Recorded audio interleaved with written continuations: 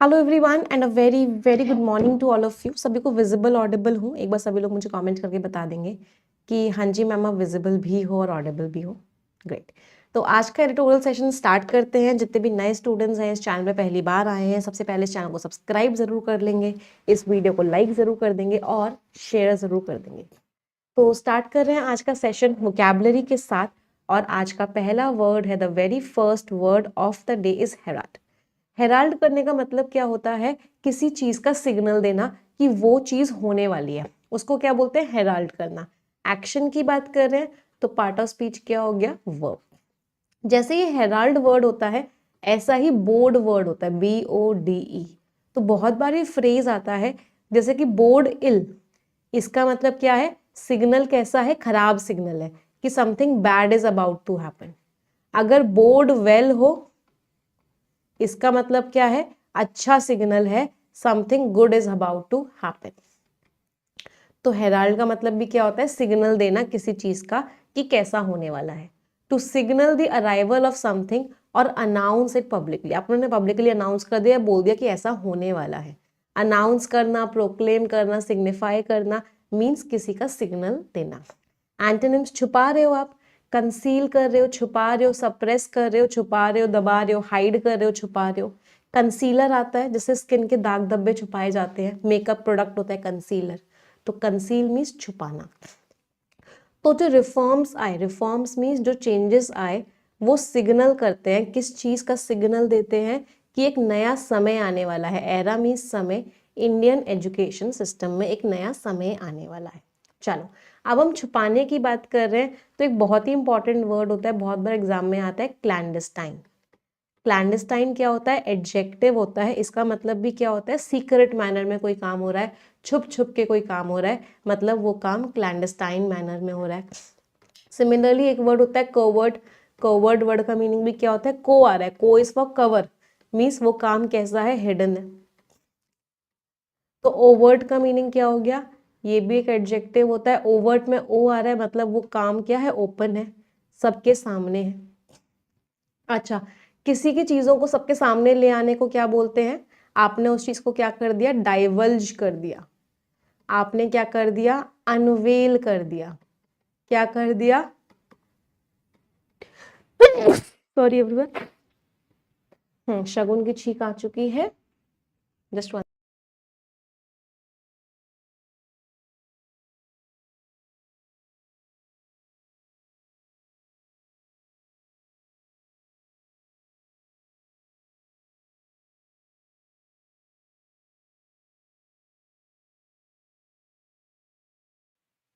हाँ जी, आपने उस काम को क्या कर दिया? डाइवल्ज कर दिया, अनवेल कर दिया। वेल क्या होता है? घूंघट।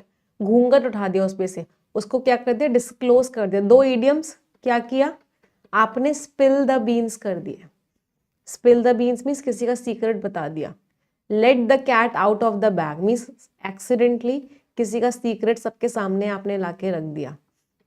इन सब का मीनिंग क्या होता है? इन सब का मीनिंग होता है किसी चीज को रिवील करना, कोई चीज सबके सामने ले आना। चलो अगले वर्ड पे आते हैं। The next word is leeway. Leeway बहुत इंपॉर्टेंट वर्ड है, जितने स्टार मार्क करने कर लो, बहुत बार एग्जाम में आ चुका है। लीवे का मतलब होता है फ्रीडम। अगर किसी को लीवे मिला है मतलब फ्रीडम मिला है। तो amount of freedom to act और डिसाइड, आपको कितना फ्रीडम है कि आप एक्शन ले सकते हो। फ्लेक्सिबिलिटी है, फ्रीडम है, लैटिट्यूड। लैटिट्यूड का मतलब भी क्या होता है? फ्रीडम। एंटोनिम्स: आपको रोका जा रहा है, रेस्ट्रिक्शन, कंस्ट्रेंट रोका जा रहा है, लिमिटेशन रोका जा रहा है। तो जो नया प्रोग्राम है वो बच्चों को फ्रीडम देता है कि वो डाइवर्स, डाइवर्स मीन्स अलग अलग, वेरीड, कि वो अलग अलग सब्जेक्ट्स को एक्सप्लोर कर सके। चलो फ्रीडम की बात कर रहे हैं तो मुझे कम से कम 10 सिनोनिम बता दो फ्री करने के। अगर हम किसी को फ्री कर रहे हैं मतलब हम क्या कर रहे हैं? 10 कोशिश करते हैं, लिख पाते नहीं लिख पाते। एक्विट कर रहे हैं, एब्जॉल्व कर रहे हैं, इमेंसिपेट कर रहे हैं,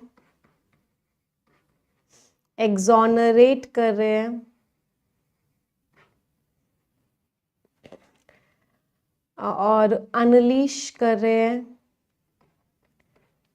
अनब्रिडल कर रहे हैं, एक्सकल्पेट कर रहे हैं, उस इंसान को पार्डन दे रहे हैं, माफ़ दे रहे हैं, माफ़ी दे रहे हैं कि जाओ अब तुम फ्री हो।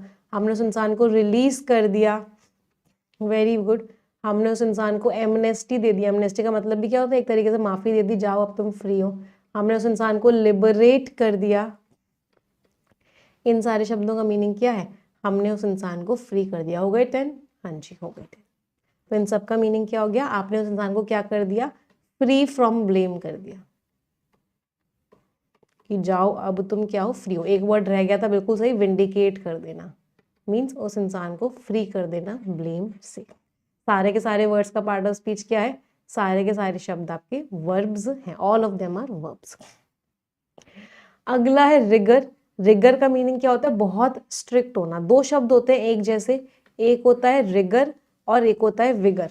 रिगर का मीनिंग क्या होता है? अगर इसका एडजेक्ट, ये तो नाउन है, इसका एडजेक्टिव फॉर्म बहुत बार एग्जाम में आता है, दैट इज रिगरस। तो अगर आप किसी चीज को रिगरसली करते हो, मतलब बहुत स्ट्रिक्टली कर रहे हो, तो रिगर इज स्ट्रिक्टनेस। और विगर क्या होता है? विगर होती है आपकी ताकत। अगर आप किसी चीज को विगरसली कर रहे हो, मतलब बहुत ताकत से कर रहे हो। तो rigour, the quality of being extremely thorough, accurate और स्ट्रिक्ट। बहुत ही ज्यादा स्ट्रिक्ट होना, बहुत ही डिटेल मैनर में किसी काम को, अच्छा अपने आप को मैं हटा लेती हूँ एक सेकेंड। अपने आप को बहुत ही डिटेल्ड, किसी काम को बहुत ही डिटेल्ड मैनर में करना, बहुत स्ट्रिक्टली करना, मीन्स आप उस काम को रिगर के साथ कर रहे हो। थोड़ा सा छोटा कर लेती हूँ, ठीक है। Strictness, thoroughness, precision. Precision means accuracy के साथ कर रहे हो बहुत ज्यादा उस काम को आप। एंटोनिम्स, लैक्सिटी मीन्स बिल्कुल भी ध्यान नहीं है। लैक्स, अगर कोई इंसान लैक्स होता है, बहुत इंपॉर्टेंट वर्ड है, बहुत बार एग्जाम में आया है, इसका मतलब वो इंसान कैसा है? बहुत ही केयरलेस है, उसने बहुत ही ढील छोड़ी हुई है, बिल्कुल भी अच्छा नहीं कर रहा, वो अच्छे से काम नहीं कर रहा। लीनियंसी, बिल्कुल भी स्ट्रिक्ट नहीं है। केयरलेसनेस, तो देयर आर कंसर्न्स, चिंताएं हैं किस चीज को लेके? स्ट्रिक्टनेस को मेंटेन करने में इन एक्सेलरेटेड प्रोग्राम्स। तो इस चीज को लेके चिंताएं हैं। तो लैक्स मीन्स केयरलेस। लैक्सिटी का मतलब क्या हो जाता है? केयरलेसनेस। इम्पेडिमेंट्स, लास्ट में MENT लग रहा है, पार्ट ऑफ स्पीच क्या हो गया? नाउन। इम्पेडिमेंट्स मीन्स रुकावटें। तो कोई चीज जो रुकावटें पैदा करती है वो क्या होती है? रुकावटें को क्या बोलते हैं? इम्पेडिमेंट्स। थिंग्स दैट हिंडर, कोई चीज जो रोके प्रोग्रेस को। ऑब्स्टिकल्स, बैरियर्स, हिंड्रेंसेस, ऑब्स्ट्रक्शंस, ये सब क्या हो गए? इम्पेडिमेंट्स हो गए, रुकावटें। एंटोनिम्स, एड, हेल्प करे, फैसिलिटेट, हेल्प करे, सपोर्ट करे। तो यूनिवर्सिटीज को बहुत सारी रुकावटों का सामना करना पड़ता है इन चेंजेस को लागू करने के लिए। चलो, रुकावटों की बात हुई है, तो रोकने के मुझे कम से कम 10 सिनोनिम्स बता दो एवरीवन। चलो लेट्स ट्राई। कम से कम सभी लोग मुझे 10 सिनोनिम्स बताएंगे रोकने के। पहले आई वाले करते हैं। इम्पीड करना और इनहिबिट करना, फिर ऑब्स्ट्रक्ट करना, टी वाले कर लेते हैं। थ्वार्ट करना, थ्रॉटल करना। सी वाले कर लेते हैं। कर्ब करना, कंटेन करना, चेक करना, हैम्पर करना, स्टिमी करना, हिंडर करना। इन सारे शब्दों का मतलब क्या होता है? इन सारे के सारे शब्दों का मीनिंग होता है चीजों को रोकने की कोशिश करना। हाँ, स्टॉल करना मीन्स रोकने की कोशिश करना। Very good. अब तो सब और लग रहा है मुझे, चीजों के वर्ड्स याद हो रहे हैं। सीज का मतलब होता है वो चीज रुक गई है। सीज मीन्स वो चीज रुक गई, आपने उस चीज को सीज कर दिया, मतलब स्टॉप कर दिया होने से। हो गए? और कोई वर्ड बचा? Hamper, hinder. हाँ, ऑलमोस्ट सारे इंपॉर्टेंट वर्ड्स हो चुके हैं। तो ये सारे के सारों का पार्ट ऑफ स्पीच क्या है? वर्ब है। ये सारे के सारे रोकने की हम बात कर रहे हैं। चलो, अब आ जाते हैं डिसेंट। तो कुछ वर्ड्स होते हैं, एक होता है कंसेंट, एक होता है असेंट और एक होता है डिसेंट। कंसेंट और असेंट का मीनिंग क्या होता है? आपने हाँ कर दिया। डिसेंट मीन्स आप अग्री नहीं कर रहे हो। तो कंसेंट एंड असेंट मीन्स हाँ है आपकी, आप अग्री कर रहे हो। डिसेंट इज आप अग्री नहीं कर रहे हो। पार्ट ऑफ स्पीच क्या है? नाउन है।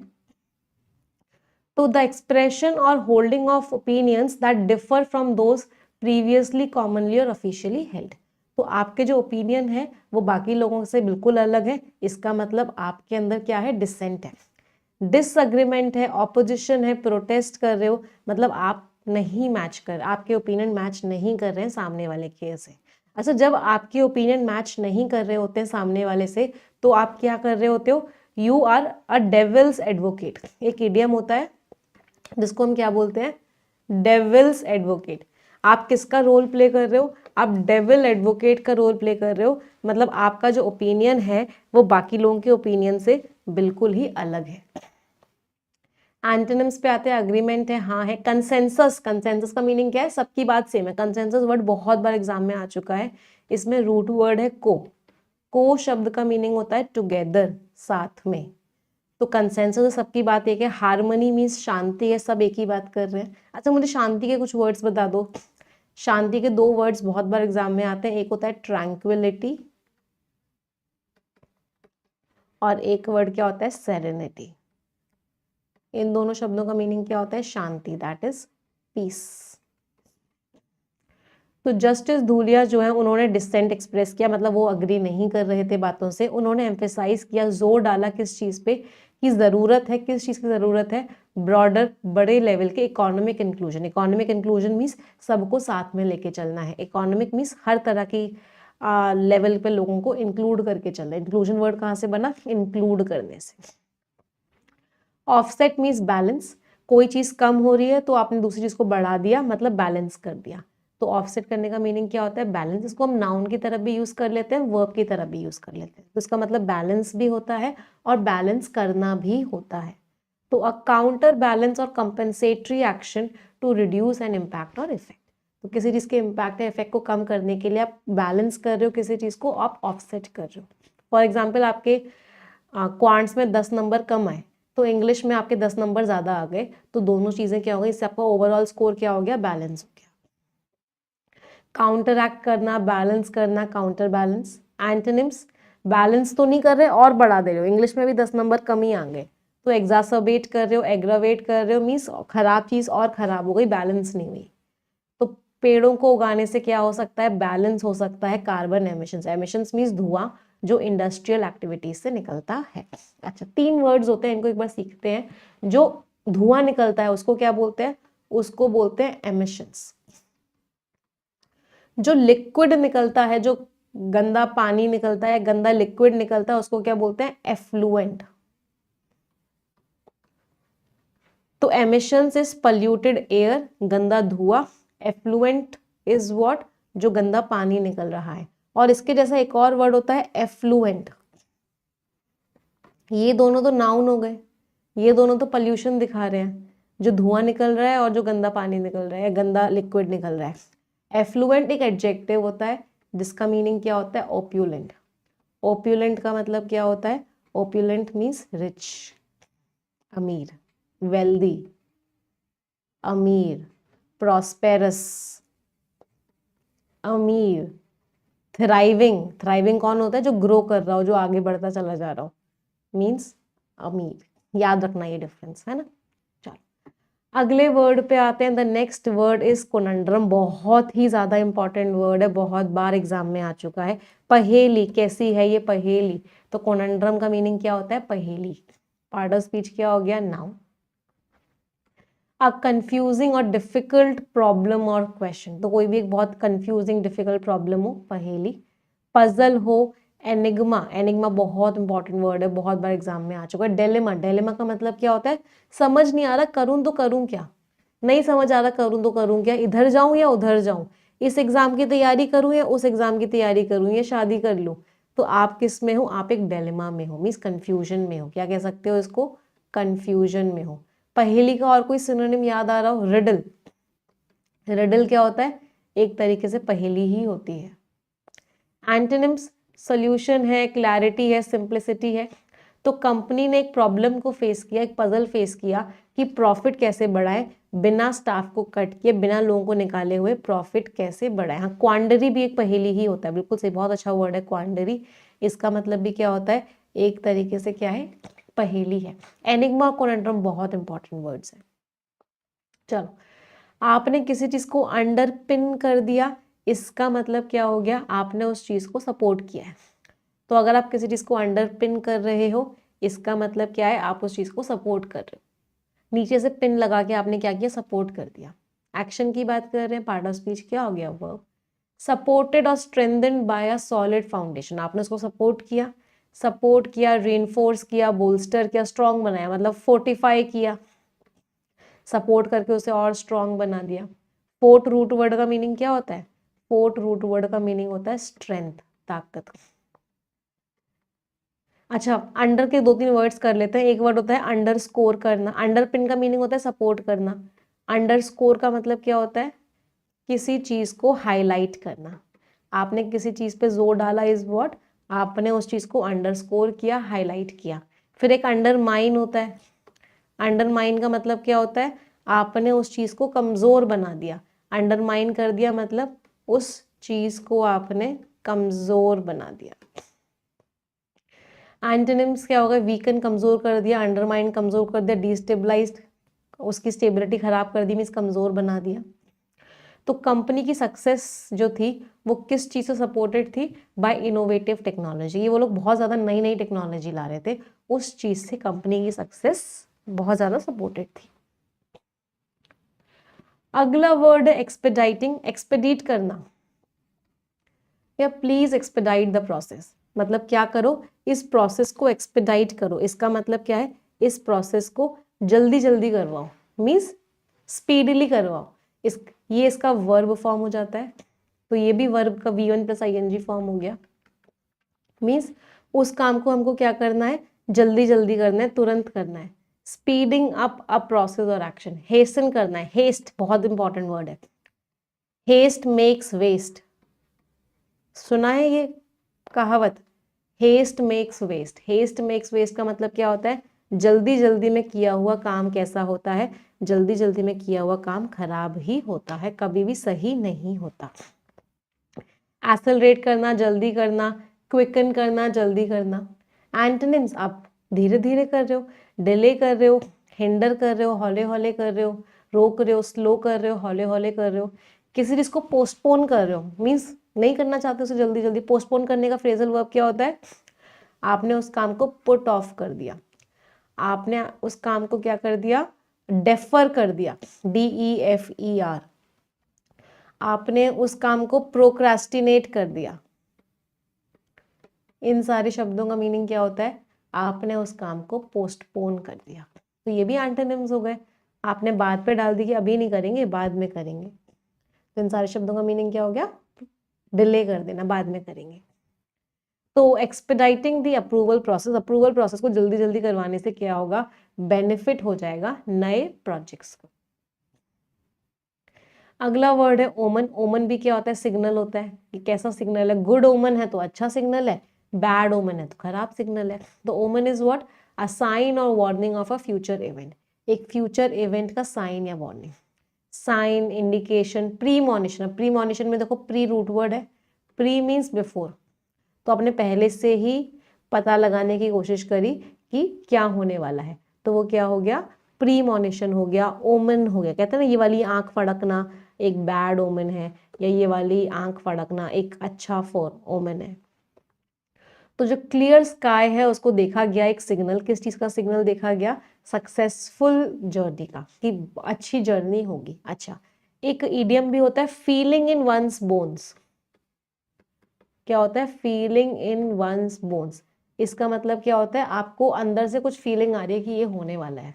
तो अगर आप अपनी बोन्स में कुछ फील कर रहे हो, इसका मतलब क्या है कि आप क्या कर रहे हो, आप एक तरीके से प्रिमोनिशन कर रहे हो कि ये होने वाला है। आपको अंदर बोन्स में कुछ फीलिंग आ रही है कि ऐसा हो सकता है। हाँ, हार्बिंजर का मीनिंग भी क्या होता है, सिग्नल। कोई चीज अगर किसी चीज का हार्बिंजर है, कोई चीज किसी चीज को फोरबोर्ड कर रही है, फोरबोर्ड कर रही है, इसका मतलब क्या है, वो सिग्नल दे रही है। एक और वर्ड होता है प्रीसियंट, इसका मतलब भी क्या होता है, वो सिग्नल है किसी चीज का, इंट्यूशन आ रहा है, राइट। गट फीलिंग आ रही है, एक और वर्ड होता है गट फीलिंग आ रही है, का मतलब आपको ऐसा लग रहा है कि ऐसा होने वाला है। फ्रेजल वर्ब्स पे आ जाते हैं। पहला phrasal verb rule out. Rule out means क्या किया, हटा दो इसको। Let's rule out this possibility, इस पॉसिबिलिटी को ही हटा देते हैं। रूल आउट कर देना मीन्स टू एलिमिनेट और एक्सक्लूड एन ऑप्शन, आपने एक ऑप्शन को ही हटा दिया। सिंक इन मतलब अब वो मेरे दिमाग के अंदर सिंक कर चुका है, मतलब मेरे दिमाग के अंदर जा चुका है, मतलब अब मुझे वो बात समझ में आ चुकी है। टू बिकम अंडरस्टूड और एक्सेप्टेड, कोई चीज आपको समझ में आ गई है, कोई चीज को आपने अपना लिया है, means it has synced in. Spell out, spell out के दो मतलब होते हैं, एक तो होता है किसी की स्पेलिंग बता देना, can you spell out this word for me, क्या तुम मुझे इस शब्द की स्पेलिंग बता सकते हो। और दूसरा मीनिंग होता है क्या तुम मुझे इस शब्द को, इस चीज को बहुत अच्छे से एक्सप्लेन कर सकते हो, can you spell it out, मतलब क्या तुम मुझे इस बात को एक्सप्लेन कर सकते हो। दोनों ही मीनिंग्स होते हैं स्पेल आउट के, स्पेलिंग बताना भी होता है और किसी चीज को गहराइयों में समझाना भी होता है। To explain something in detail, stand up to means किसी का सामने, कन्फ्रंट करना मीन्स किसी का सामना करना, किसी को रेजिस्ट करना मीन्स किसी के ऑपोजिट खड़े हो जाना, मीन्स स्टैंड अप टू करना। समझ आया सभी को फ्रेजल वर्ब्स। आ जाते हैं इडियम्स एंड फ्रेजेस पे। सबसे पहला idiom, stick one's neck out. आप गाड़ी में जा रहे हो, गोलियां चल रही हैं सब जगह से, जैसा साउथ इंडियन मूवीज में होता है, और आपने क्या किया, अपनी नेक बाहर निकाल दी गाड़ी से, तो इसका मतलब क्या है, आपने रिस्क ले लिया भाई। तो स्टिक वंस नेक आउट का मीनिंग क्या हो गया, टू टेक अ रिस्क, कोई रिस्क ले लेना। चलो, गेट योर वॉकिंग पेपर्स, एक होता है गिव अ पिंक स्लिप, एक होता है ले ऑफ, एक होता है सैक कर देना किसी को। इन सब का मीनिंग क्या होता है, किसी को जॉब से निकाल देना। तो get fired from the job. तो अगर किसी को पिंक स्लिप दी गई है, किसी को ले ऑफ किया गया है, किसी को सैक किया गया है, या किसी को उसके वॉकिंग पेपर्स दे दिए गए हैं, मतलब उसको रिस्क, उसको जॉब से फायर कर दिया गया। अगला है कॉर्क समथिंग अप। ये बॉटल है, ये आपका दोस्त है, इसके अंदर बहुत सारी फीलिंग्स भरी हुई हैं, बहुत सारे इमोशंस हैं। ये बेचारा अपने इमोशंस को बाहर निकालने की कोशिश कर रहा था, आपको बताने की कोशिश कर रहा था, आपने इस बॉटल का ढक्कन लिया और लगा दिया। आपने क्या किया, इस बॉटल का ढक्कन, बॉटल के ऊपर जो वुड का सा होता है ना छोटा सा, आपने देखा होगा बहुत सारी बॉटल्स ऐसी होती हैं जिनके ऊपर छोटा सा वुड का टुकड़ा होता है, उसे कॉर्क बोलते हैं। आपने क्या किया, ये अपनी फीलिंग्स बाहर निकाल रहा था, आपने इसकी बॉटल का ढक्कन लगा दिया। मतलब इसको, इसका एंगर, वरी या सैडनेस है, कोई भी इसके अंदर की जो फीलिंग थी वो बाहर निकालने ही नहीं थी, मीन्स उसको कॉर्क कर दिया। याद रहेंगे ऐसे इडियम्स। चलो अगला, कुक समवंस गूज। कोई दूसरा इंसान था जिसका गूस था, गूस एक तरह का एनिमल है, वो लाया था गूस को मार के, शिकार करके, हाय मैं इसे खाऊंगा, लेकिन आपने उसका गूस पका के खा लिया, मतलब उसकी सक्सेस के चांसेस आपने खत्म कर दिए। उसको लग रहा था मैं सक्सेसफुल हो जाऊंगा, मैंने मेहनत की है, लेकिन आपने क्या किया, उसके गूस को पका के खुद खा लिया, कुक कर दिया उसके गूस को, मतलब उसके सक्सेस के चांसेस को स्पॉइल कर दिया। Yes, throw caution to the wind. मम्मी ने बोला बेटा केयरफुल होना, मम्मी ने बोला बेटा कॉशियस होना, आपने मम्मी की बात को लिया, कॉशन मीन्स केयरफुल होने की बात को लिया और उठा के हवा में फेंक दिया, मतलब आप बिल्कुल भी केयरफुल नहीं रहे। To do something without worrying about the risk और नेगेटिव रिजल्ट्स, आप बिल्कुल भी केयरफुल नहीं रहे, आपने कॉशन को हवा में फेंक दिया। मीन्स रिस्क ले लेना, बिल्कुल भी केयरफुल ना होना, केयरलेस हो जाना एक तरीके से। केयरलेस का सिनोनिम हमने क्या पढ़ा था, लैक्स। क्या हो जाना, लैक्स हो जाना। एक थ्रो का ही एक और इडियम होता है, throw in the towel. Throw in the towel का मतलब क्या होता है, आपने गिव अप कर दिया, आपने हार मान ली, आपने सरेंडर कर लिया, आपने क्या किया, ईल्ड कर दिया, आपने गिव इन कर दिया, मतलब आपने टावल थी वो फेंक दी, मीन्स आपने हार मान ली। अच्छा, ईल्ड ये वर्ड जो होता है ना, बड़ा ही प्यारा शब्द होता है। ईल्ड वर्ड के दो मतलब होते हैं, एक तो ईल्ड का मतलब होता है हार मान लेना, गिव इन कर देना या गिव अप कर देना, जो भी हमने पढ़ा उस समय। ये ईल्ड कौन सा पार्ट ऑफ स्पीच होता है, ये आपका वर्ब होता है।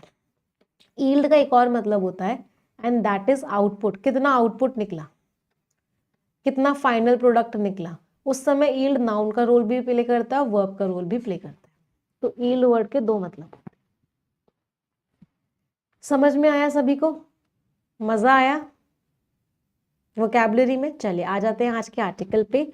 उससे पहले रिक्वेस्ट करूंगी, 5000 बच्चे देख रहे हैं बट 5000 लाइक्स नहीं है, तो एक बार तुरंत के तुरंत सभी लोग सेशन को लाइक कर देंगे, एवरीवन, तुरंत के तुरंत। चलो हाँ, आ जाते हैं आज के आर्टिकल पे। जो बच्चे परफेक्शन बैच के बारे में पूछ रहे हैं, जिनको इंग्लिश जिनकी कमजोर है, जिनको स्ट्रांग बनानी है, एकदम लास्ट में बताऊंगी परफेक्शन बैच के बारे में। बहुत टाइम से ऑफर एक्सटेंड हो रहा था बट आज के बाद ऑफर एक्सटेंड नहीं होगा। 40% आपको डिस्काउंट भी मिल जाएगा सारे बैचेस में आज के आज, लेकिन लास्ट में डिस्कस करेंगे। अभी आर्टिकल करते हैं। मोर फ्लेक्सिबिलिटी, ज्यादा फ्लेक्सिबिलिटी है। फ्लेक्सिबिलिटी का मीनिंग क्या होता है? निम्बलनेस। फ्लेक्सिबिलिटी का मीनिंग क्या होता है? एजिलिटी। मतलब आपको पास बहुत सारे ऑप्शंस हैं, बहुत सारा स्कोप है, बहुत सारा स्पेस है, लेकिन बहुत बड़े बड़े चैलेंजेस भी हैं। चलो देखते हैं ऑथर क्या कह रहे हैं। पहले आप पढ़ेंगे फिर हम समझाएंगे। Read it everyone.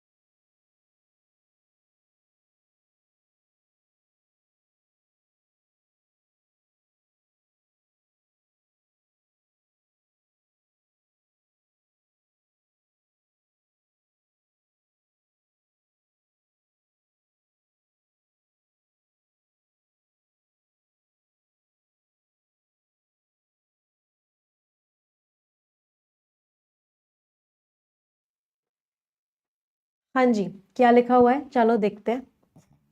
The latest guidelines, जो अभी लेटेस्ट गाइडलाइंस मीन्स जो पूरी की पूरी इंस्ट्रक्शंस आई हैं यूजीसी की, यूनिवर्सिटी ग्रांट्स कमीशन की। यूजीसी एक बॉडी है जो कि सारे कॉलेजेस को, सारी यूनिवर्सिटीज को कंट्रोल करती है। हेराल्ड, हेराल्ड मीन्स एक सिग्नल देती है। किस चीज का सिग्नल देती है? कि एक ट्रांसफॉर्मेटिव, ट्रांसफॉर्मेटिव मीन्स बहुत बड़ा बदलाव लाने वाला। तो एक बहुत ही बड़ा बदलाव, एक बहुत ही बड़ा चेंज आने वाला है हायर एजुकेशन में इंडिया।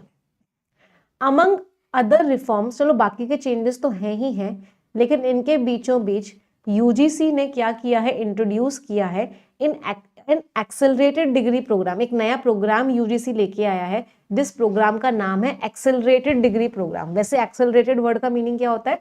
किसी चीज को तेज तेज करना।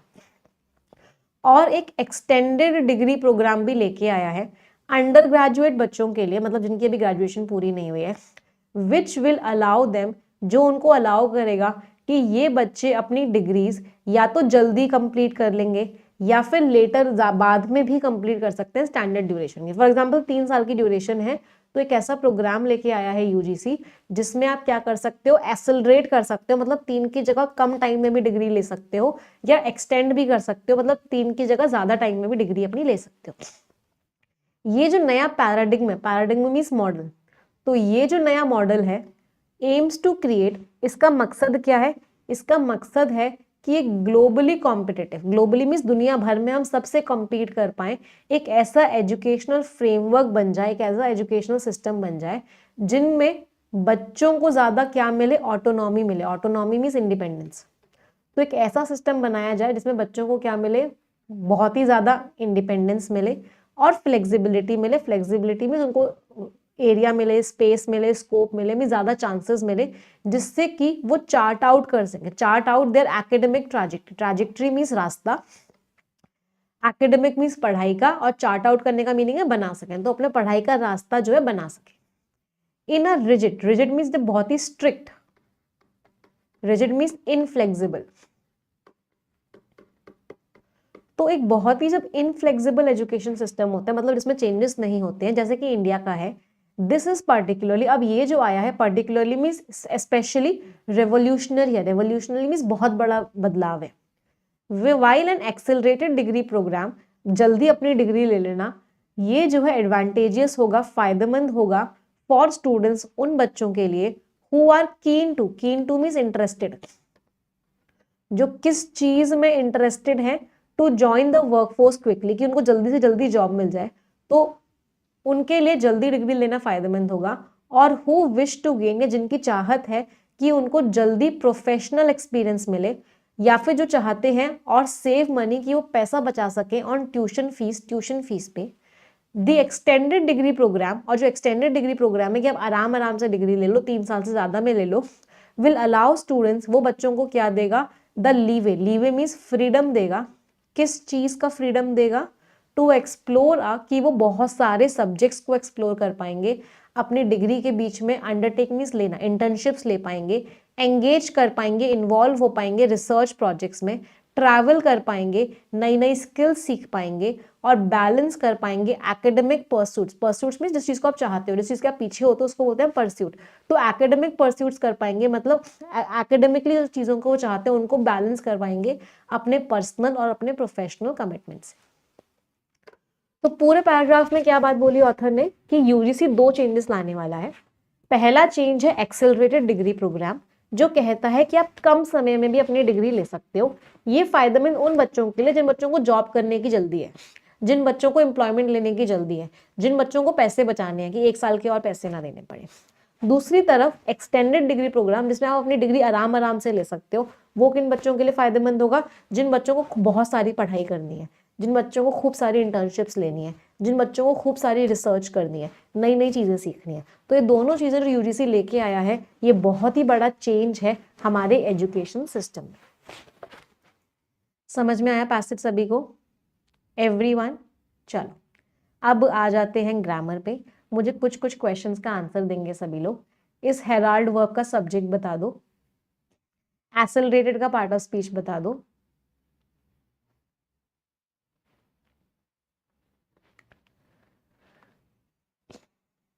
देयर और THERE में डिफरेंस बता दो, इस सेंटेंस का टेंस बता दो, इस सेंटेंस का टेंस बता दो, इस सेव वर्ब का सब्जेक्ट बता दो। चलो यहां से लेकर यहां तक हम पार्सिंग करेंगे। चलिए देखते हैं। हेराल्ड का सब्जेक्ट क्या है, गाइडलाइंस। ये प्रेपोजिशन से शुरू हो रहा था, एडिशनल इंफॉर्मेशन थी। गाइडलाइंस प्लूरल था, इसलिए हमने वर्ब की फर्स्ट फॉर्म लगाई थी।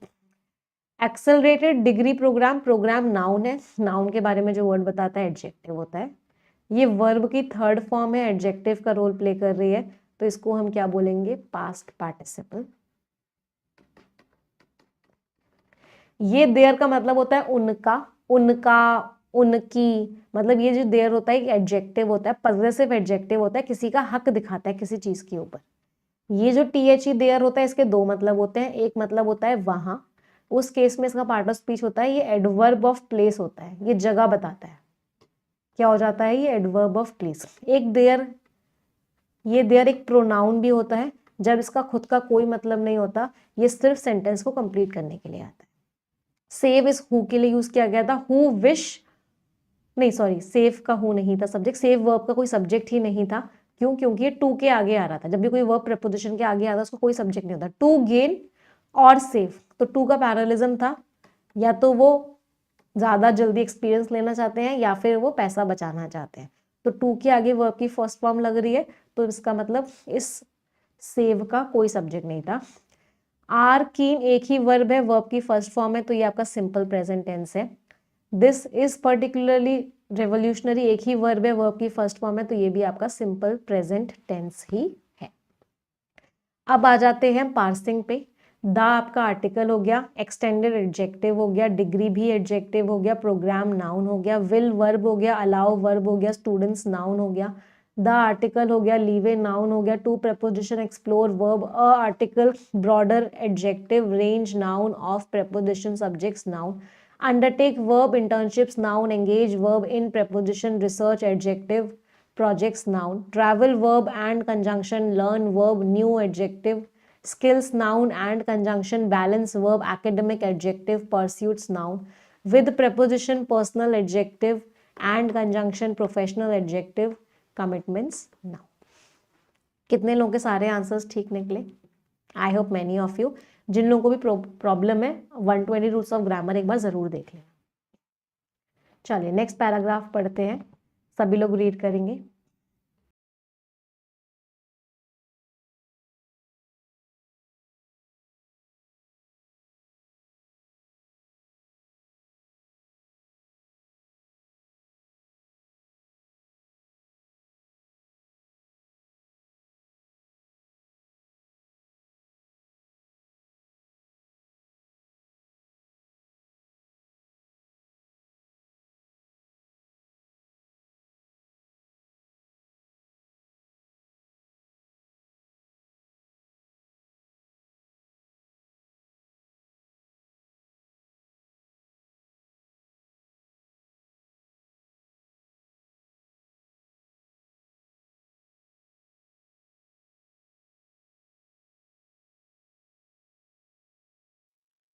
चलिए आते हैं आगे, देखते हैं ऑथर क्या कह रहे हैं. As the national education policy NEP, तो जब नेशनल एजुकेशन पॉलिसी आई थी 2020, ये एडवोकेट करती है. एडवोकेट मीन्स सपोर्ट करती है. किस चीज को सपोर्ट करती है? For a multi disciplinary approach. Multi disciplinary का मतलब क्या होता है? अलग अलग सब्जेक्ट्स एक साथ. डिसिप्लिन मीन्स अलग अलग फील्ड, अलग अलग सब्जेक्ट. मल्टी मीन्स बहुत सारे, तो बहुत सारे चीजों को एक साथ पढ़ाया जाए. टू लर्निंग, तो लर्निंग में बहुत सारी चीजों को एक साथ पढ़ाया जाए. दिस अप्रोच, ये जो अप्रोच है ये क्या कर सकती है? ग्रेजुएट्स प्रोड्यूस कर सकती है who are not only proficient, जो ना केवल प्रोफिशिएंट होंगे, प्रोफिशिएंट मीन्स नॉलेजेबल होंगे अपनी खुद की चोजन फील्ड्स में, जो फील्ड उन्होंने सिलेक्ट की है, but are also equipped with, लेकिन उनके पास और भी क्या होगा? With more soft skills. Soft skills का मतलब क्या होता है? आपकी कम्युनिकेशन स्किल्स हो गई, आपकी प्रॉब्लम सॉल्विंग स्किल्स हो गई, आपकी लॉजिकल स्किल्स हो गई, आपकी रीजनिंग स्किल्स हो गई. इन सबको सॉफ्ट स्किल्स बोलते हैं. इनके पास क्रिएटिव स्किल्स भी होंगी और इनके पास बहुत ही अच्छे आइडियाज भी होंगे, इनोवेशन के, ये बदलाव ला सकते हैं.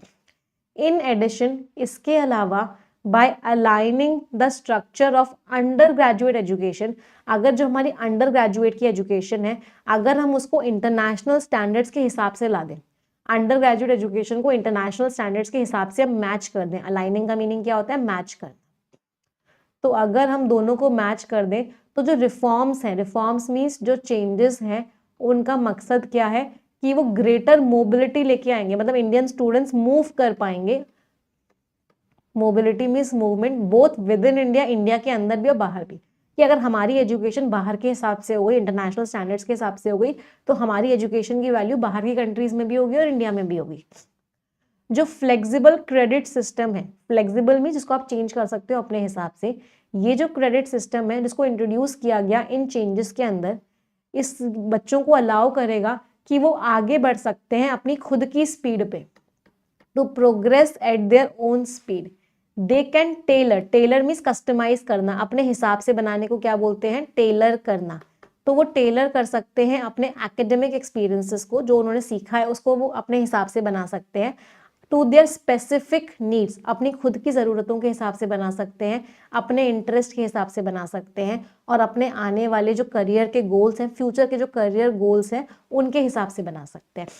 ये जो ऑटोनॉमी है, ये जो इंडिपेंडेंस है, ये बच्चों के लिए बहुत ही ज़्यादा ज़रूरी है. Is important for the students, बच्चों के लिए बहुत ज़्यादा ज़रूरी है. हाउएवर, लेकिन देयर आर चैलेंजेस, बहुत सारी प्रॉब्लम्स हैं. जो एक्सेलरेटेड फॉर्मेट है, जो जल्दी डिग्री लेने का जो फॉर्मेट है, रेजेस क्वेश्चंस, ये सवाल उठाता है. किस चीज़ को लेके सवाल उठाता है? अबाउट द डेप्थ, गहराई को लेके सवाल उठाता है.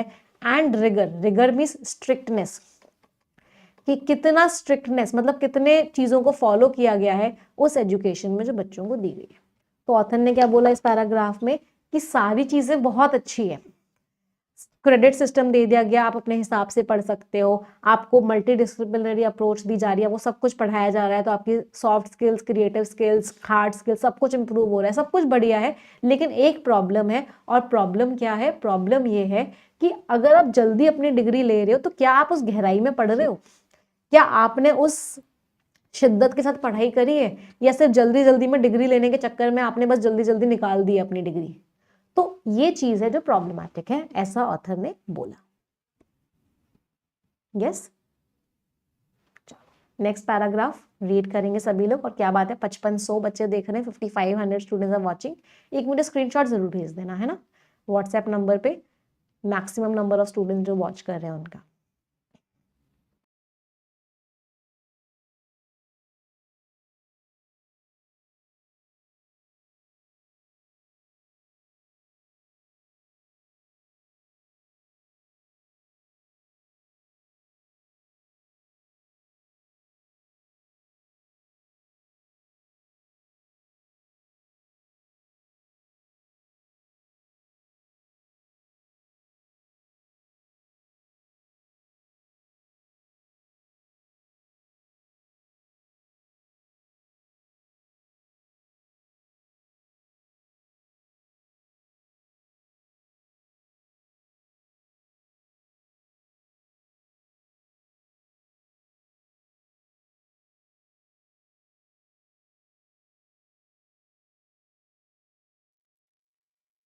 पढ़ लिया सभी ने? चलो क्या लिखा हुआ है, इफ स्टूडेंट्स आर टॉट, अगर बच्चों को सेम करिकुलम, करिकुलम का मतलब क्या होगा, पूरा का पूरा सिलेबस, पूरा का पूरा सब कुछ आ जाता है करिकुलम में, सिर्फ सिलेबस नहीं, इस सिलेबस के अलावा भी जो कुछ सिखाया जा रहा है वो पूरा करिकुलम में आ जाता है। तो बच्चों को अगर पूरा का पूरा सिलेबस और सेम सिलेबस अगर कम समय में सिखाया जाएगा, आप किसी चीज को 3 साल में सिखा रहे हो, उसी चीज को अगर आप 2 साल में सिखाते हो, तो दे मे हैव, तो ऐसा हो सकता है कि उनको एक सुपरफिशियल, सुपरफिशियल मीन्स ऊपर ऊपर से, नॉट डीप, गहराई में नहीं, तो हो सकता है कि उनको एक ऊपर ऊपर से अंडरस्टैंडिंग हो की कॉन्सेप्ट्स की, की मीन्स इंपॉर्टेंट कॉन्सेप्ट्स की जो उनकी अंडरस्टैंडिंग हो वो गहराइयों में ना हो, सिर्फ ऊपर ऊपर से हो। दिस कुड कॉम्प्रोमाइज, ये किस चीज को खतरे में डाल देगा? एजुकेशनल आउटकम्स को। आउटकम्स मीन्स रिजल्ट, मतलब जो एजुकेशन से हम चाहते हैं वो चीज खतरे में आ जाएगी, बच्चे गहराइयों में जाएंगे ही नहीं कॉन्सेप्ट्स की, सिर्फ ऊपर ऊपर से पढ़ के एग्जाम पास करके डिग्री ले लेंगे। इन कॉन्ट्रास्ट, इसके ऑपोजिट, वो बच्चे जो ऑप्ट करेंगे, जो डिसाइड करेंगे for the extended degree program, कि हम लंबा खींचेंगे अपनी डिग्री को, मे लैक, उनके अंदर किस चीज की कमी आ जाएगी? उनके अंदर कमी आ जाएगी एकेडमिक अर्जेंसी की। वो सोचेंगे आराम आराम से करेंगे ना, क्या जल्दी है, तो उनके अंदर वो अर्जेंसी नहीं आएगी। सम में टेक लॉन्गर, कुछ लोगों को हो सकता है लंबा लगे टाइम, देन नेसेसरी, जितना जरूरी है उससे भी ज्यादा लंबा वो खींच लें अपनी पढ़ाई को, टू कंप्लीट देयर स्टडीज। तो कुछ लोग क्या कर सकते हैं, उनको ज्यादा टाइम लग सकता है अपनी पढ़ाई को कंप्लीट करने में, विच वुड, इससे क्या होगा, जो डिग्री की जो वैल्यू है वो कम हो जाएगी, डिमिनिश मीन्स डिक्रीज हो जाएगी, कम हो जाएगी, डिग्री की कोई वैल्यू ही नहीं रहेगी। It is specially difficult, specially means particularly, वो मुश्किल हो जाएगा टेक्निकल एजुकेशन के लिए कि वो अपने आप को अडेप्ट कर पाए, अडेप्ट मीन्स एडजस्ट कर पाए टू द न्यू स्ट्रक्चर, नए स्ट्रक्चर में टेक्निकल एजुकेशन अपने आप को एडजस्ट कर पाए, वो थोड़ा सा मुश्किल होगा। इंजीनियरिंग प्रोग्राम्स जो होते हैं, दे डिमांड, उनको जरूरत होती है अ डीप अंडरस्टैंडिंग, कि बच्चों को गहराइयों में समझ में आए, थ्योरी भी और उनको प्रैक्टिस भी अच्छे से करवाया जाए। वाइल द पुश फॉर, चलो ये मुझे समझ में आता है कि इंटरडिसिप्लिनरी एजुकेशन करवाओ, हर चीज के सब्जेक्ट्स को पढ़ाओ, ये इंपॉर्टेंट है, बेनिफिशियल है बच्चों के लिए, लेकिन इंजीनियरिंग प्रोग्राम्स जो होते हैं आर ट्रेडिशनली, ट्रेडिशनली मीन्स पहले से, इनको पहले से स्ट्रक्चर किया गया है, इनको बनाया ऐसा गया है टू प्रोवाइड स्टूडेंट्स, की बच्चों को हम एक स्पेशलाइज्ड एजुकेशन दें, एक प्रॉपर टॉपिक पे एजुकेशन दें, दैट प्रिपेयर्स देम, जो एजुकेशन बच्चों को तैयार करे उनके स्पेसिफिक करियर पाथ के लिए, उनके करियर के रास्ते के लिए जो उन्होंने अपने लिए चुना है। एक्सेलरेटेड इंजीनियरिंग डिग्रीज जो होंगी, जो आप जल्दी जल्दी डिग्रीज ले लोगे, इससे क्या हो जाएगा, रिस्क में पड़ जाएगा, खतरे में पड़ जाएगा कि जो टेक्निकल लर्निंग है, जो बच्चों ने सीखना है, वो बहुत ज़्यादा सिंप्लीफाई हो जाएगी, बच्चे गहराइयों में जाएंगे ही नहीं, बच्चे कॉम्प्लिकेटेड कॉन्सेप्ट को समझेंगे ही नहीं, वो सिर्फ ऊपर ऊपर से पढ़ेंगे और अपने एग्जाम देने चले जाएंगे, और ये एक प्रॉब्लमैटिक चीज़ है। तो ऑथर में की टोन क्या होगी इस पूरे पैराग्राफ को लेके, ऑथर थोड़े से डाउटफुल हो गए, ऑथर थोड़े से क्रिटिकल हो गए, ऑथर ने हमें नेगेटिव्स बताए हैं दोनों ही तरह की लर्निंग के, एक्सेलरेटेड लर्निंग के भी, एक्सेलरेटेड डिग्री लेने के भी और एक्सटेंडेड वाले के भी। एक्सेलरेटेड का नुकसान ये होगा कि बच्चे जल्दी जल्दी करेंगे तो गहराइयों में नहीं जाएंगे, और एक्सटेंडेड का नुकसान ये होगा कि बच्चे इतना आराम आराम से करेंगे कि उनको कोई वैल्यू ही नहीं होगी। तो दोनों के ही नुकसान ऑथर ने बताए हैं। समझ आया पैसेज से यहाँ तक सभी को? क्योंकि ये बहुत ही लॉन्ग पैसेज है और इस तरह के पैसेज आपके एग्जाम में बहुत आते हैं, तो हमने इसी पैसेज को 2 पार्ट्स में डिवाइड किया है। पहला पार्ट हमने रीड कर लिया है, अब दूसरा पार्ट हम स्किम करेंगे। ऑलमोस्ट 6000 बच्चे देख रहे हैं, तो एक रिक्वेस्ट करूंगी मैं सभी को कि एक बार जल्दी से पैसेज को एक बार जल्दी से लाइक कर देंगे। इफ 6000 स्टूडेंट्स आर वॉचिंग तो 6000 लाइक्स तुरंत के तुरंत तो जाने चाहिए। चलो स्किमिंग करके आप मुझे मेन आइडिया बताएंगे सभी लोग।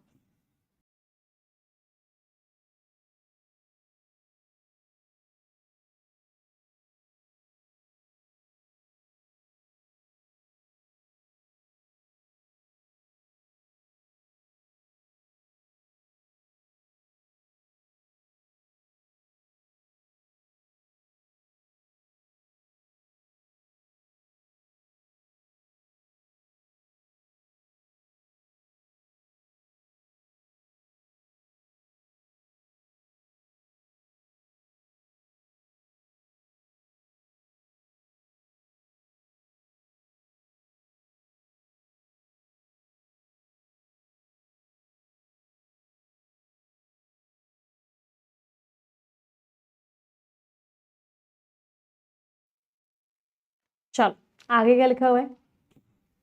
इंजीनियरिंग डिग्री के लिए अब स्किमिंग कर रहे हैं। स्किमिंग का मतलब क्या होता है बेटा? ऊपर ऊपर से पढ़ना, अब गहराइयों में नहीं पढ़ेंगे। अभी तक जैसे हर एक वर्ड को पढ़ रहे थे, हर एक लाइन को पढ़ रहे थे, अब सिर्फ ऊपर ऊपर से पढ़ेंगे और मेन आइडिया निकालेंगे।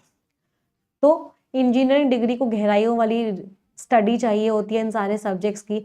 अगर इसको कम कर दोगे, टाइम को कम कर दोगे, प्रोजेक्ट वर्क कम हो जाएगा, तो इससे क्या होगा? चीज़ें खराब हो जाएंगी। इंजीनियरिंग स्टूडेंट्स को रियल वर्ल्ड प्रॉब्लम सॉल्व करनी होती है, कोई भी प्रेशर होगा उनके ऊपर कि उनको उनकी पढ़ाई जल्दी खत्म करनी है, तो उनकी एबिलिटी कम हो जाएगी।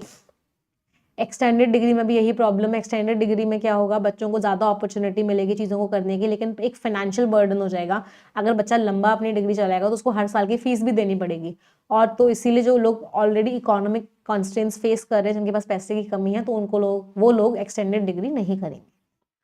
तो पूरे पैराग्राफ का मेन आइडिया एक ही लाइन का था कि एक्सेलरेटेड डिग्री होगी तो बच्चे गहराइयों में नहीं जाएंगे, प्रोजेक्ट वर्क ज़्यादा नहीं करेंगे, इंटर्नशिप ज़्यादा नहीं करेंगे, स्किल्स उनकी ज़्यादा डेवलप नहीं होंगी। और अगर एक्सटेंडेड डिग्री होगी तो उनको टाइम तो ज़्यादा मिलेगा, लेकिन उनके पैसे ज़्यादा लगेंगे, फाइनेंशियल बर्डन होगा। So this was the main idea. कितने लोगों का मेन आइडिया मैच किया?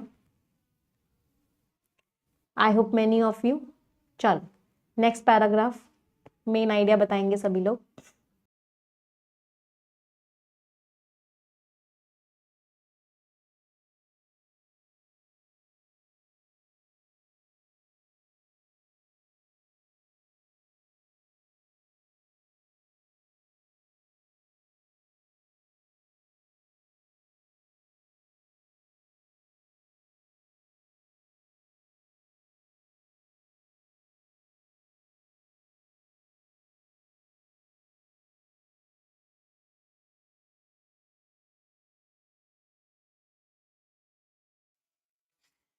बहुत बढ़िया, अगर आप लोगों का मेन आइडिया मैच किया है, बहुत अच्छी चीज है। चलो, जो बदलाव आ रहा है इन फॉर्मेट्स में, अब इसको में क्या करना पड़ेगा? चीजों को चेंज करना पड़ेगा, टीचिंग मेथड्स चेंज करने पड़ेंगे, अप्रूवल लेना पड़ेगा। ये यूनिवर्सिटीज के लिए बहुत ही बहुत ही मुश्किल चीज है। यूनिवर्सिटीज के पास अभी ऑलरेडी कमी है, डिजिटलाइजेशन ज़्यादा हो रहा है, तो ये इन चेंजेस के साथ आएगा, तो डिजिटल डिवाइड बढ़ जाएगा। ये जो डिग्रीज आई हैं, ये जो एक्सेलरेटेड और एक्सटेंडेड डिग्रीज आई हैं, इसके लिए हमें बहुत स्ट्रॉन्ग सिस्टम बनाना होगा, जिससे बच्चे की प्रोग्रेस को हम ट्रैक कर सकें, बच्चे की चेकिंग अच्छे कर सकें, समझ सकें उन्होंने क्या क्या अचीव किया है। इंस्टीट्यूशंस को बहुत ही अच्छा फ्रेमवर्क बनाना होगा इन चीज़ों को मैनेज करने के लिए। और जो इक्विटी इम्प्लीकेशंस होंगी, मतलब कैसे बच्चों के ऊपर पड़ेगा, इनइक्वालिटी ना हो जाए इन रिफॉर्म्स की वजह से, ये भी चिंताजनक बात है। तो ऑथर ने क्या बोला? इस पैराग्राफ का मेन आइडिया था कि ऑथर ने बताया क्या क्या स्टेप्स लेने पड़ेंगे यूनिवर्सिटीज को इन सारी चीजों को इम्प्लीमेंट करने के लिए। और यूनिवर्सिटीज के पास ऑलरेडी अभी रिसोर्सेज की कमी है, तो वो कैसे करेंगे, ये एक क्वेश्चन उठ गया है। तो मेन आइडिया एक ही लाइन का था, क्या क्या स्टेप्स यूनिवर्सिटीज को लेने पड़ेंगे, और यूनिवर्सिटीज के पास अभी कमी है तो क्या वो स्टेप्स ले पाएंगे या नहीं ले पाएंगे। चलो लास्ट पैराग्राफ फॉर स्किमिंग, सभी लोग मेन आइडिया बताएंगे।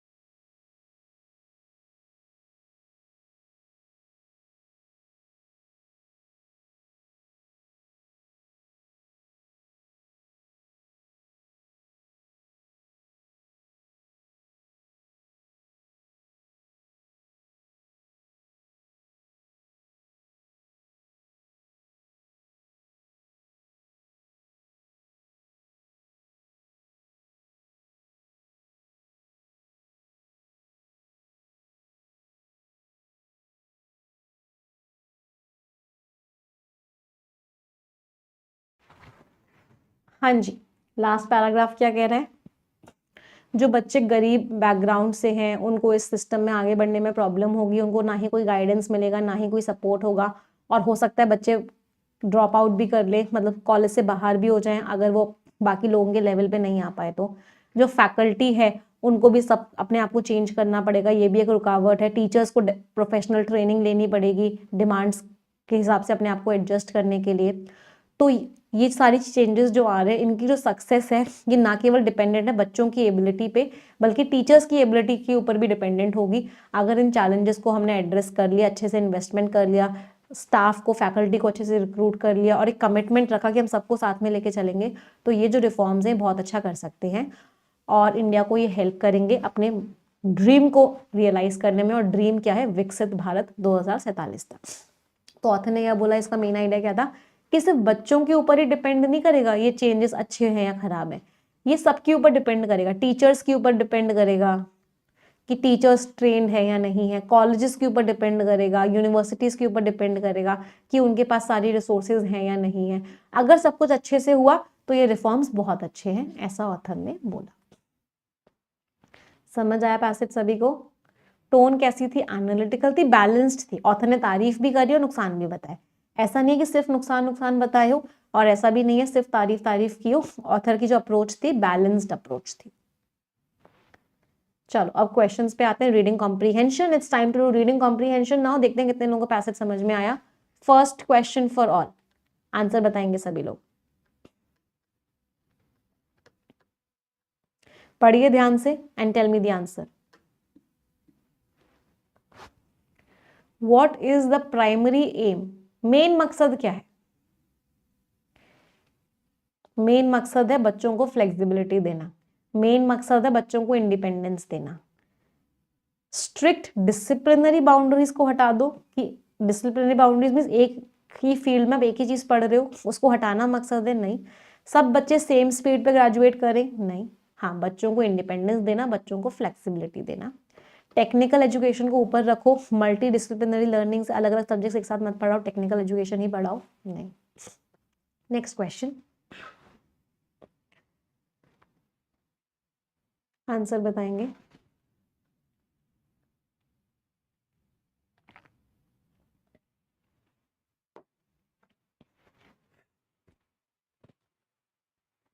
एक्सेलरेटेड डिग्री प्रोग्राम का कौन सा डिसएडवांटेज है जो हाईलाइट हुआ है?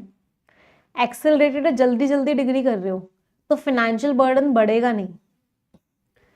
हाँ, कितनी गहराई में पढ़ाई हो रही है ये रिस्क में आ जाएगा। बच्चे इंटरडिसिप्लिनरी से कोई लिंक ही नहीं था। इनएडिक्वेट अपॉर्चुनिटी मिलेगी स्पेशलाइजेशन की और रिसर्च की। स्पेशलाइजेशन और रिसर्च की अपॉर्चुनिटी कम मिलेगी। अपॉर्चुनिटी कम मिलने की बात नहीं है, बच्चा कर सकता है, एक्सटेंडेड भी कर सकता है, लेकिन एक्सेलरेटर से प्रॉब्लम क्या होगी? प्रॉब्लम ये होगी कि बच्चा जल्दी जल्दी करेगा और डेप्थ और रिगर कॉम्प्रोमाइज होगा। Answer is B. डी भी बहुत क्लोज था लेकिन मोस्ट अप्रोप्रिएट बी था। D was also very close, but D में एक हल्की सी प्रॉब्लम थी कि अपॉर्चुनिटीज कम बच्चे के हिसाब से, मतलब ऐसा नहीं कि बच्चे को अपॉर्चुनिटी कम मिल रही है, बच्चा चाहे तो नॉर्मल भी कर सकता है, एक्सटेंडेड भी कर सकता है। बच्चा कोशिश करेगा कि वो जल्दी जल्दी करे, बच्चा कोशिश करेगा जल्दी जल्दी करे तो डेप्थ जो है वो कॉम्प्रोमाइज हो जाएगी। ए बेटा एक्सटेंडेड का था, ए किसका था, एक्सटेंडेड का था, एक्सेलरेटेड का नहीं था, इसलिए ए नहीं हुआ। चलो नेक्स्ट।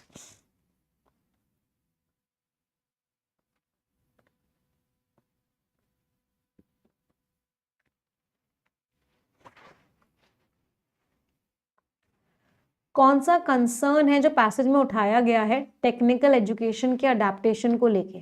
तो कौन सी बात है जो ऑथर ने उठाई है, चलो देखते हैं। टेक्निकल एजुकेशन जब नए डिग्री स्ट्रक्चर में आएगी, तो ऑथर ने क्या बोला, टेक्निकल एजुकेशन के लिए क्या चाहिए होता है। ऑथर ने पूरे पैसेज में चीख चीख के एक बात बोली थी कि टेक्निकल एजुकेशन में ना बहुत गहराइयों में जाना पड़ता है।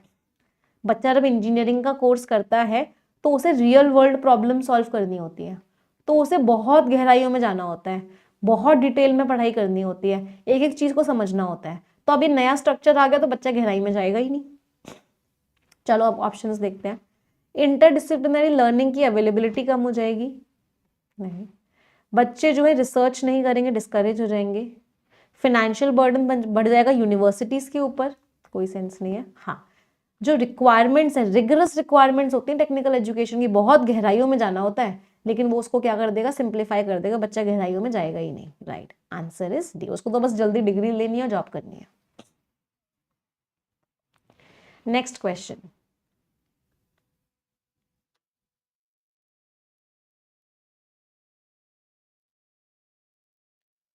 कौन सी बात है जो पैसेज में मेंशन्ड नहीं है?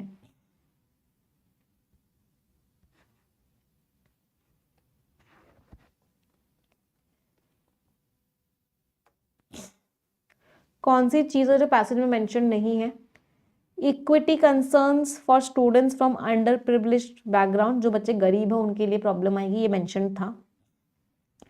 Financial constraints on universities, universities के साथ तो यूनिवर्सिटीज के ऊपर क्या फाइनेंशियल कंस्ट्रेंट आएगा, ये भी मेंशन था, लिखा हुआ था यूनिवर्सिटीज के पास रिसोर्सेज ही नहीं है इस काम को करने की, और उनको इतना सारा काम करना पड़ेगा, तो ये भी मेंशन था। Difficulty in aligning degree structures with international standards, international standards के हिसाब से डिग्री के स्ट्रक्चर को अलाइन करने में डिफिकल्टी, ये मेंशन नहीं था। टीचर्स को अपने अंदर चेंजेस लाने पड़ेंगे, ये भी मेंशन था। तो ये सारे मेंशन थे, सिर्फ सी वाला था जो मेंशन नहीं था कि इंटरनेशनल स्टैंडर्ड्स के हिसाब से हमें लाने में मुश्किल होगी। Answer was C.